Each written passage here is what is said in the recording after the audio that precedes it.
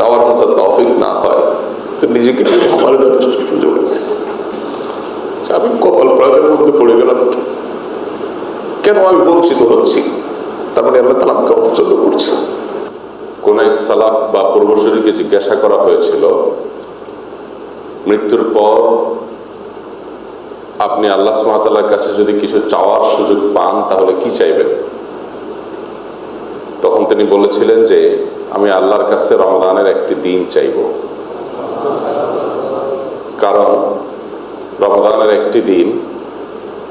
একটি দিনের যে মুহূর্তগুলো, সময়গুলো, এগুলো একজন ইমানদারকে শত শত বছর পথ অতিক্রম করতে সহযোগিতা করে, সাহায্য করে। সেই সুযোগগুলো প্রতিদিন আমাদের হাত থেকে চলে যাচ্ছে। কতটা কাজে লাগাতে পারছি আর কতটা হেলায় হারাচ্ছি, সেই হিসেব আমাদের প্রতিদিন মেলানো উচিত।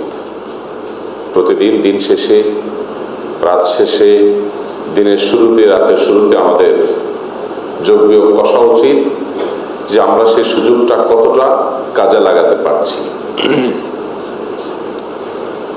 আল্লাহ রাব্বুল আলামিন যে সুযোগ আমাদেরকে দিয়েছেন, শয়তানকে শৃঙ্খলাবদ্ধ করে রেখেছেন যাতে করে এই সুযোগে আমরা একটু এগিয়ে যেতে পারি। তারপরও আমাদের প্রবৃত্তির অনুসরণ করে কুপ্রবৃত্তির তাড়নায় তাড়িত হয়ে আমরা অনেকেই রমাদানের এই সময়গুলোকে যথাযথভাবে ব্যবহার করতে পারি না, এটাকে সঠিকভাবে কাজে লাগাতে পারি না। নানা ব্যস্ততা আমাদের মাঝে এসে পড়ে, আমাদের সামনে এসে উপস্থিত হয়, হাজির হয় এবং আমাদেরকে শেষ করে দেয়। আল্লাহর কাছে চাওয়া, আল্লাহর সাথে কথোপকথন করা, দিন এবং রাত 24টা ঘন্টা আল্লাহর সাথে কানাঘুষা করার যে এক সুবর্ণ সুযোগ, বছরের সবচেয়ে সেরা সময় পার হচ্ছে। আমাদের এই সময়গুলোকে কাজে লাগানো দরকার। দিনের গুরুত্বপূর্ণ সময়গুলোতে বসে বসে একা একা আল্লাহর সাথে কথা বলা দরকার। দোয়া মানে আল্লাহর সাথে, মোনাজাত মানে আল্লাহর সাথে কথা বলা, আল্লাহকে মনের কথাগুলো জানানো, কানাঘুষা করা আল্লাহ তাআলার কাছে। তো এই সুযোগটা রমাদান আমাদেরকে যতটা দেয়, অন্য কোনো মাসে আমরা সেই সুযোগ পাই না। অন্য কোনো মাসে আল্লাহর এত নৈকট্য লাভের সুযোগ হয় না। রমাদান আল্লাহ তাআলার রহমতের মাস, এত বেশি রহমত আল্লাহ তাআলা দান করেন, অন্য কোনো সময় সেটি হয় না।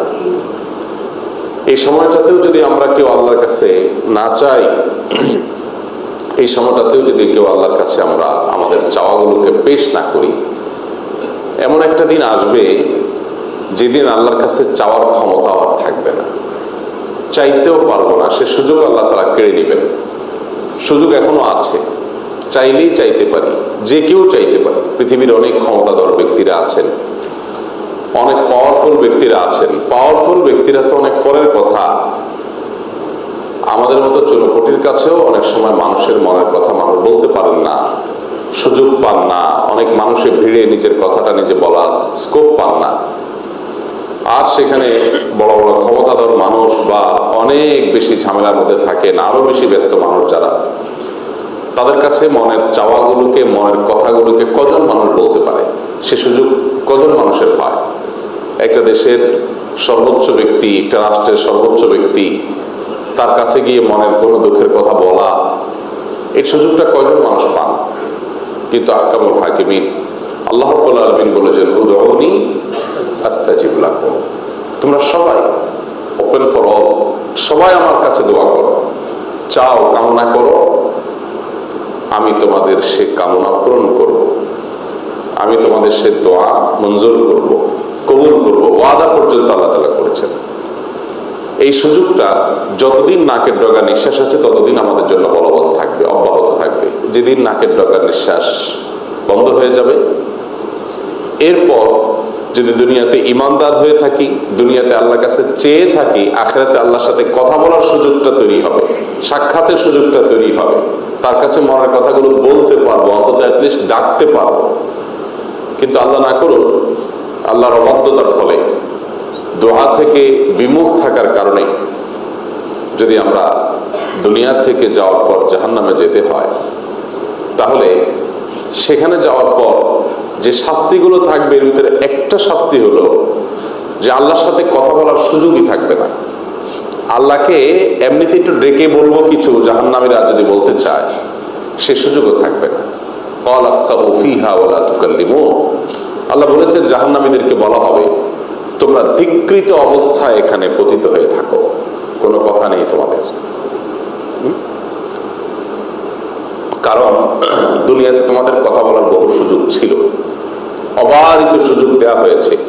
পৃথিবীর কোন ক্ষমতাধর রাষ্ট্রপ্রধান, আল্লাহর গোলাম, দাসানুদাস মাত্র, তারা পর্যন্ত তাদের সাথে কথা বলার সুযোগ দিতে পারতো না, সে ক্ষমতা তাদের ছিল না সবার সাথে কথা বলা।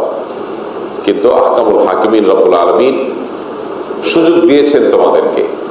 রমজান চলে গেছে একটার পর একটা, এক বছর পর এক বছর, তুমি প্রতিদিন আল্লাহর কাছে 2-4-5 ঘন্টা কথা বলার সুযোগ পেয়েছ, তোমার 2-4-5 মিনিটও কথা বলার সময় তোমার বের করতে পারো নাই।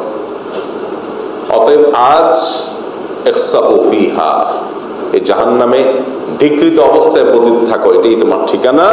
ওয়ালা তুকাল্লিমুন, এবং তোমরা আমার সাথে কোনো কথা বলবে না, বলার সুযোগ তোমাদের নাই।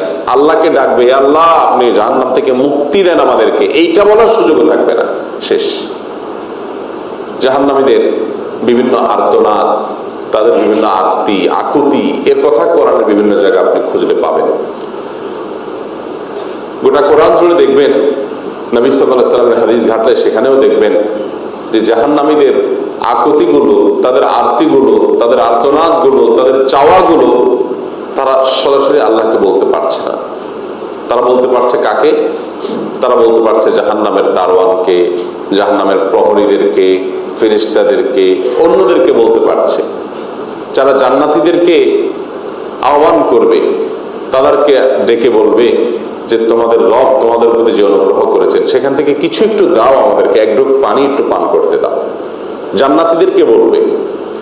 জাহান্নামের প্রহরী মালিক তাকে বলবে যে তোমার রবকে একটু বলো, একটু আযাব যেটা কমিয়ে দেয়। গোটা কোরআন খুললে আপনি দেখবেন জাহান্নামীরা অমুকের সাথে কথা বলছে আল্লাহকে বলার জন্য, অমুককে বলছে আল্লাহকে যেন একটু বলে, তমুককে বলছে আল্লাহকে যেন একটু বলে। সুবহানাল্লাহ, কত বড় শাস্তি এটা, যে আল্লাহর কাছে বলার সুযোগটাও থাকবে না। আল্লাহর কাছে নিজের চাওয়াগুলোকে, নিজের চাহিদাগুলোকে, মনের কথাটা বলতেও পারবে না, সে সুযোগও থাকবে না। ঠিক একইভাবে কোরআনে কারীমে আল্লাহ রাব্বুল আলামিন আরো আমাদেরকে জানিয়েছেন যে দুনিয়াতে আল্লাহকে সিজদা করার সুযোগ আল্লাহ তাআলা আমাদেরকে দিয়েছেন। আল্লাহকে সিজদা করা এটা সুবর্ণ সুযোগ, এটা অনেক বড় একটা নেয়ামত। এই নেয়ামতে আল্লাহ রাব্বুল আলামিন আমাদেরকে ধন্য করেছেন। আমরা চাইলে মহান রব্বুল আলামিনকে সিজদা করতে পারছি, তার ইবাদত, তার দাসত্ব করতে পারছি। আমরা বিভিন্ন সময় বলার চেষ্টা করি দাসত্ব, আল্লাহ তাআলার দাসত্ব করা এটা সহজ বিষয় না। এটা যার তার কপালে জোটে না, সহজ হয় না যার তার জন্য। আল্লাহর দাসত্ব, আল্লাহর গোলামি করার জন্য তৌফিকের প্রয়োজন হয়। এই তৌফিক হতভাগারা লাভ করে না।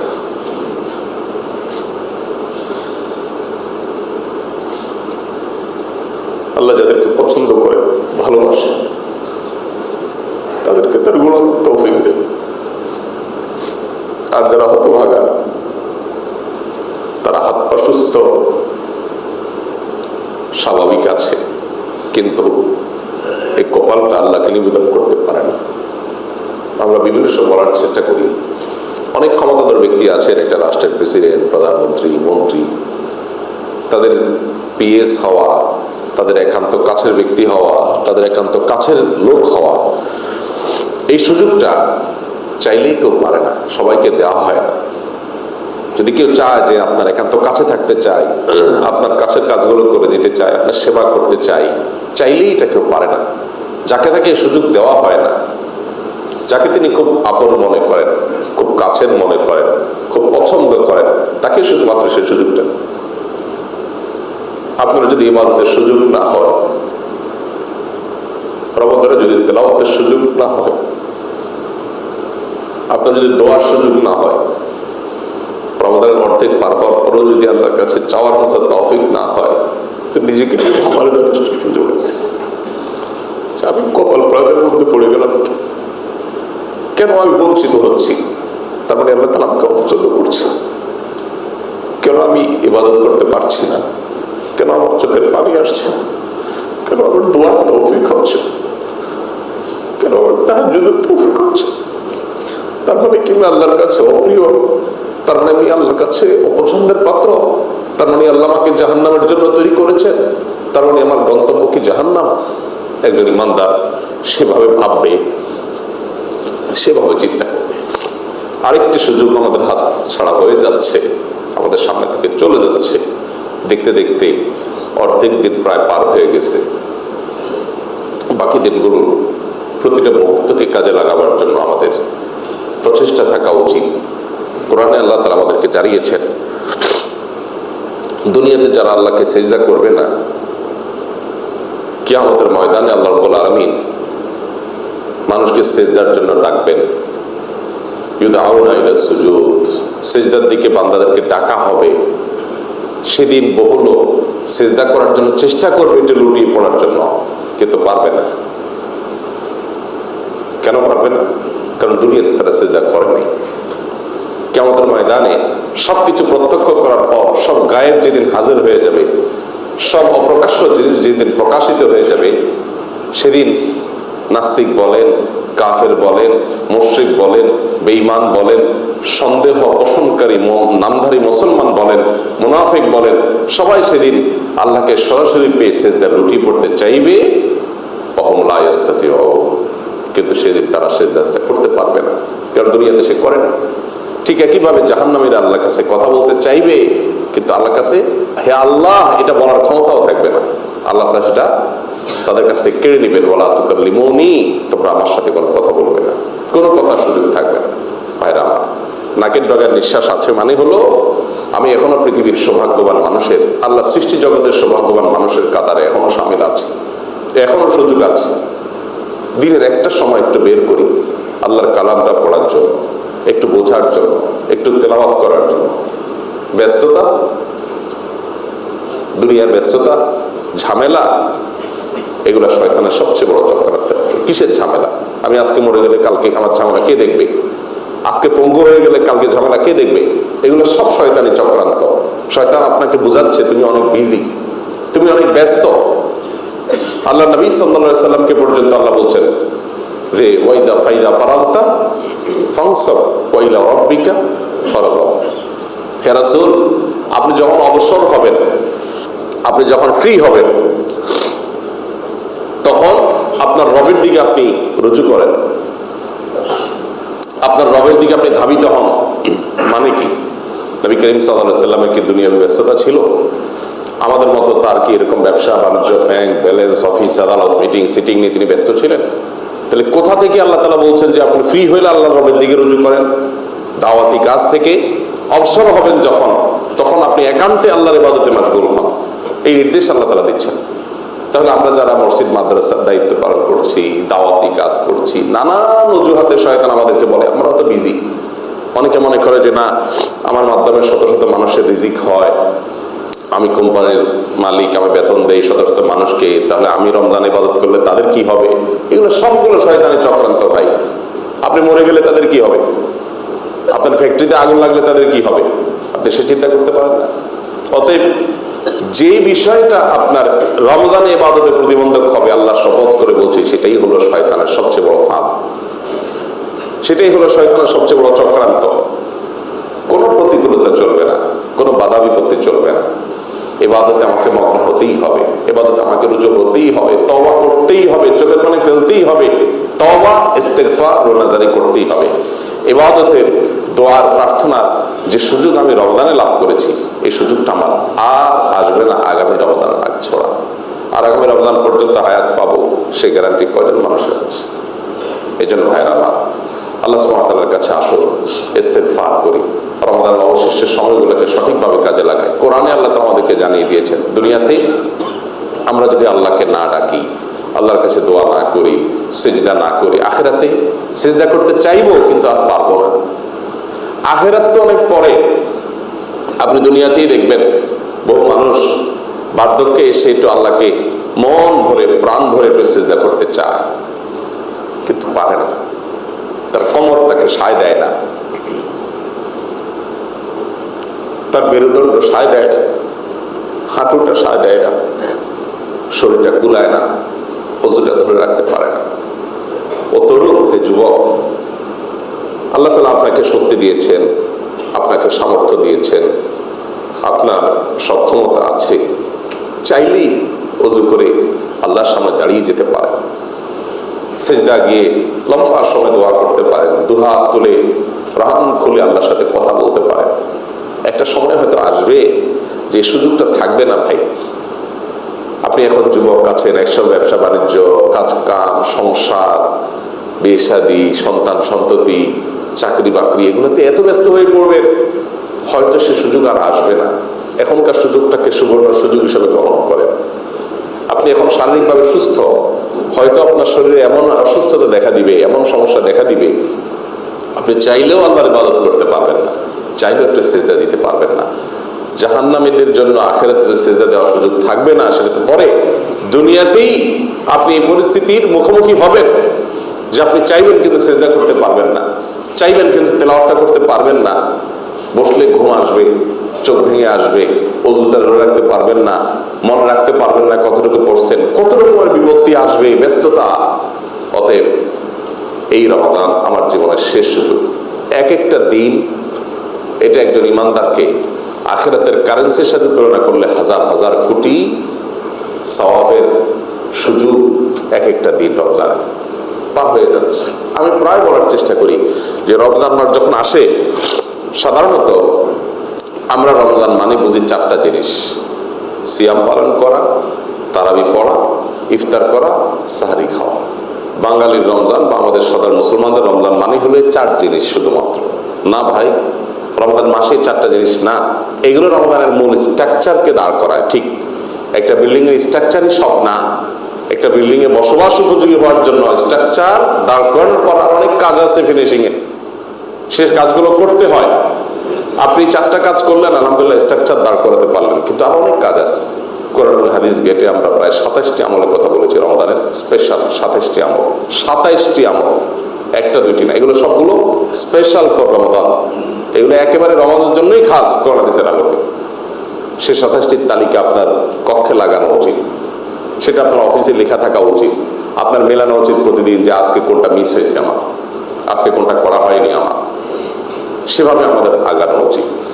ভাইরা আমার, ইবাদতের অবর্ণনে এক স্বাদ আছে। পয়সা কামানোর যেরকম স্বাদ আছে, এক চেয়ার থেকে আরেক চেয়ারে ওঠার, উপরে চেয়ারে বসার যেরকম একটা স্বাদ আছে, তৃপ্তি আছে, আল্লাহর ইবাদতের একটা তৃপ্তি আছে।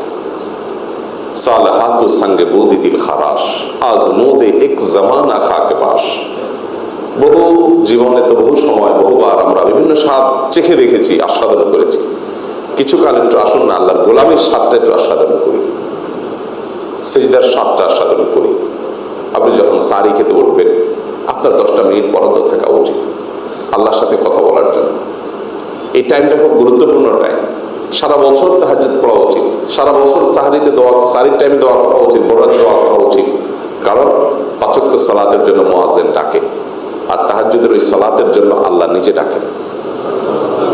ভোর রাত যখন হয়, দুনিয়ার আসমানে এসে আল্লাহ তাআলা ডেকে ডেকে বলেন, আল্লাহ মিন মুস্তাগফিরিন ফাস্তাগফিরুল্লাহ ফাগফিরাল্লাহ। তোমাদের মধ্যে কেউ কি আছো যে পাপের বোঝায় তোমরা নুয়ে গেছো, পাপের বোঝায় তোমাদের মাথা নুয়ে গেছে, আছো কেউ? আমি ক্ষমা করব। ভোর রাত আল্লাহ তাআলা ডাকতে থাকেন। আল্লাহ তাআলা বলেন, আল্লাহ মিন মুবতালান ফাআফিয়া। কেউ কি আছো অসুস্থ, মনে অনেক বেদনা কষ্ট, আছো কেউ? আমি সেটা দূর করব। ডাকতে থাকেন, ডেকে ডেকে আল্লাহ তাআলা দেন। সেটা হয় একমাত্র ভোর রাতের ওই সময়টাতে, আর ওই সময়টাতে আমাদের গভীর ঘুম থাকে সারা বছর, আমরা পারি না। রমাদানে তো সারি খেতে উঠতেই হয়। আমরা মুসলমানরা সবাই উঠি সারি খেতে, আলহামদুলিল্লাহ, বিরাট সুযোগ। একটি মাস তাহাজ্জুদ আদায়, একটি মাস ভোর রাতের দোয়া, এই সুযোগটা আপনি সারা বছর পান না। সাধারণত খুব কম মানুষের তৌফিক হয়। তো এই সুযোগটাকে কেন হাতছাড়া করবো? এটা রমাদানের স্পেশাল, রমাদানের বিশেষ সুযোগ। এটা অন্য মাসে আপনি সুযোগ পাবেন না। এই জন্য আল্লাহর সাথে কথা বলা দরকার, জীবন পরিবর্তন করার জন্য সংকল্প করা দরকার, তওবা করার জন্য নিজের এক একটা অপরাধকে, এক একটা গুনাহকে চিহ্নিত করে অপারেশন করার উদ্যোগ নেওয়া দরকার। এই সুযোগটা এই সময় যেটা আছে, বছর ধরে সেটা থাকবে না। আল্লাহ আমাকে আপনাকে সেই সুযোগটাকে কাজে লাগাবার তৌফিক দান